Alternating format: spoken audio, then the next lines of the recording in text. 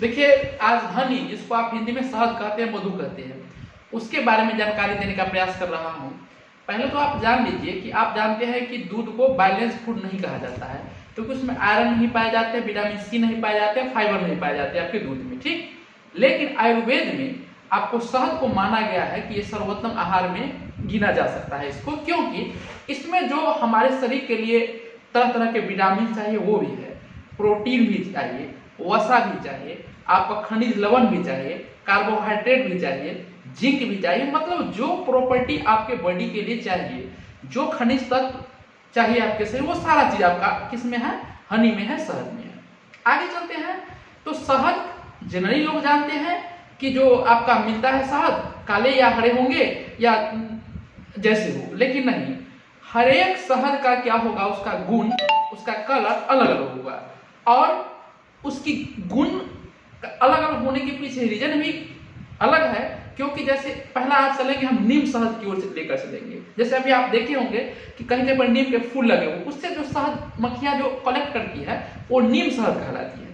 नीम शहद की खासियत क्या है कि आप जानते हैं कि नीम जो है आपको कैंसर के रोग में भी उपचार में नीम का प्रयोग किया जाता है, डायबिटीज में भी इसका करते हैं, खून के प्यूरिफाई करने में भी हम नीम का प्रयोग करते हैं, चर्म रोग में भी हम किसका प्रयोग करते हैं? नीम का प्रयोग करते हैं। आपके दंत मंजन में भी किसका प्रयोग करते हैं? नीम का प्रयोग करते हैं। अर्थात इसका गुण वर्णन करना बड़ा मुश्किल है। तो जो शहद हमें नीम से प्राप्त होती है उसमें ये सारी क्वालिटी होंगे, और ये डायबिटीज के लिए तो प्योर है, ब्लड प्रेशर के लिए बहुत ही अच्छे है, स्किन डिजीज के लिए तो बहुत ही अच्छे है। तो नीम शहद जो है बहुत ही ज्यादा गुणकारी है, खासकर जो इलनेस है, बीमार लोग हैं, उसके लिए तो और भी रामबाण है। और आज देखते हैं कोरोना जैसे वायरस जो है, जो आप जानते हैं कि वो भी विषाणु से है, कैंसर भी आपका विषाणु से होते हैं। तो ये नीम वाला शहद जो है आपको इसके लिए भी लाभकारी सिद्ध होगा, नीम शहद। तो अब प्रश्न यह उठता है कि नीम शहद मिलेगा कहाँ? तो नीम शहद क्या है कि मुख्यतः नीम एक दो पेड़ से तो काम चलेगा नहीं, तो मुख्यतः यह उत्तराखंड या झारखंड वगैरह जंगलों में जो है, जहाँ पर नीम, या यूपी में भी हमने देखा, एमपी में भी रोड के किनारे, महाराष्ट्र में रोड किनारे अच्छे खासे मिल जाते हैं आपके किसके वृक्ष, क्या कहते हैं, नीम के। तो नीम शहद वहां से प्राप्त की जाती है। एक हम बताएं नीम शहद के बारे में। सेकेंडली हम चलते हैं नीम शहद के बाद जामुन शहद, जो जामुन से प्राप्त होती है। तो आप देखते होंगे कि आयुर्वेदिक में जो भी दवा बनती है उसमें आपका जामुन का जिक्र होता है, खासकर डायबिटीज को क्योर करने के लिए, उसको ठीक करने के लिए।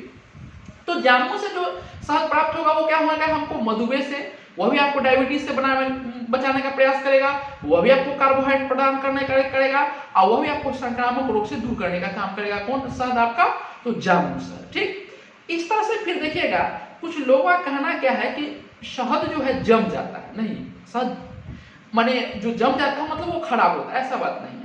शहद जमता हो खराब नहीं होता, बल्कि आप सुने होंगे जैसे अभी दो चीज का हमने जिक्र किया, नीम और किसका आपका जिक्र किया, जामुन का। लेकिन नहीं, जितने तरह के प्रकृति ने फूल दिए हैं उन सब से शहद प्राप्त किया जा सकता है। तो अब हर शहद का, हर फूल का आप देखिए गुण भी अलग है, उसका सुगंध भी अलग है। तो शहद अगर जम जाता है मतलब वो डुप्लीकेट है। खासकर आपको मस्टर्ड, सरसों का शहद आपको निश्चित रूप से जम ही जाता है। फिर आप कोई लोग कहते हैं कि भैया मीठा जो होता है वही सही होता है, गलत।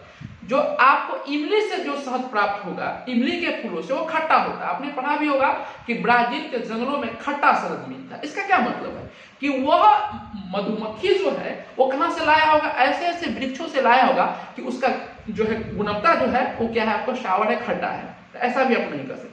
कुछ लोगों का कहना है कि आप शहद को इस ओर से देखिएगा ना तो उस ओर देखिएगा तो दिख जाएगा, ऐसा भी नहीं है। शहद गाढ़ा होता है, आप ऐसा देख करके आप नहीं प्राप्त कर सकते कि वो सही है। सही शहद होता है काफी गाढ़ा होता है। कुछ लोगों का कहना है कि पानी में आप डाल करके देखिए तो पता चल जाएगा कि वो सही है या गलत शहद है। तो उसका तरीका है, आप पानी में जब डालिएगा ना तो वो सीधे धीरे धीरे धीरे धीरे एक रस्सी के माध्यम से, कहने का मतलब लकीर बनाते हुए नीचे जाके रुक जाता है, वो आपका सही शहद है, पहचान है शहद। तीन और मैं पहचान बताता हूँ, तीन पहचान और मैं बताता हूं। जैसे डॉग होता है, कुत्ता, आप अगर शुद्ध शहद दीजिएगा ना कुत्ते को खाने के लिए, वो नहीं खाएगा, अशुद्ध को तुरंत खा लेगा। एक पहचान ये भी है। दूसरा पहचान ये भी है कि घरेलू मक्खी है ना, अगर वो शहद में गिरे ना तो नीचे चला जाएगी और पुनः वो नीचे ऊपर आ जाती है, लेकिन वो फंसती नहीं है। यह भी उसकी पहचान है, किसका? शुद्ध शहद का। तो इसमें भी आपको नहीं पढ़ना है। एक और चीज जान लीजिए शहद के बारे में, बहुत लोगों को पता है कि शहद जो है घी और शहद को मिला दे तो वो जहर हो जाता है। नहीं, ऐसा बात भी नहीं है। कंडीशन है उसमें क्या, जार मतलब वो शीशा का जो बर्तन है उसमें अगर आपका घी रखा हो और इधर आप शहद लेते हैं, अगर वो दोनों को मिलाते हैं तो वो क्या हो जाता है, आपका जहर हो जाता है। एक कंडीशन।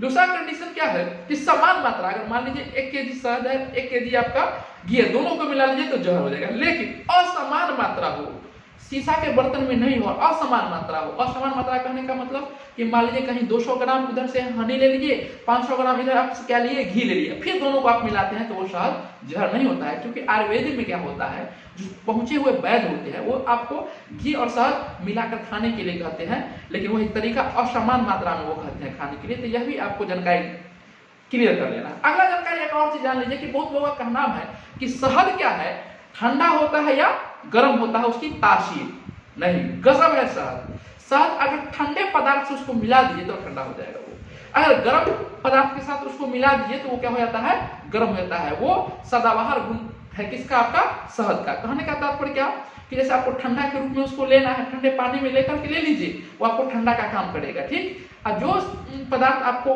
गर्मी लाता है बॉडी के अंदर, अगर उसके साथ लेते हैं आप तो आपको क्या करेगा, गर्म कर देगा। ये भी खासियत है आपका किसका, शहद। और जान लीजिए कि सबसे फास्ट अगर आपके बॉडी के अंदर एनर्जी प्रोवाइड करती है तो आपको शहद ही प्रोवाइड करती है। आप जाइए तो पाचन शक्ति पचना शुरू हो जाता है ये, और ब्लड में मिल करके आपको एनर्जी प्रोवाइड करना शुरू कर देता है आपका क्या, शहद। ये भी खासियत है। अगला चीज और जान लीजिए तो आप लाइक एंड सब्सक्राइब कर लीजिए। इसका मैं 3 भाग बनाऊंगा, ये पहला भाग है। सेकंड भाग में और भी इसके बारे में बनाएंगे। आप लगे रहे, लाइक एंड सब्सक्राइब कर लीजिएगा हमारे चैनल को। बहुत बहुत धन्यवाद।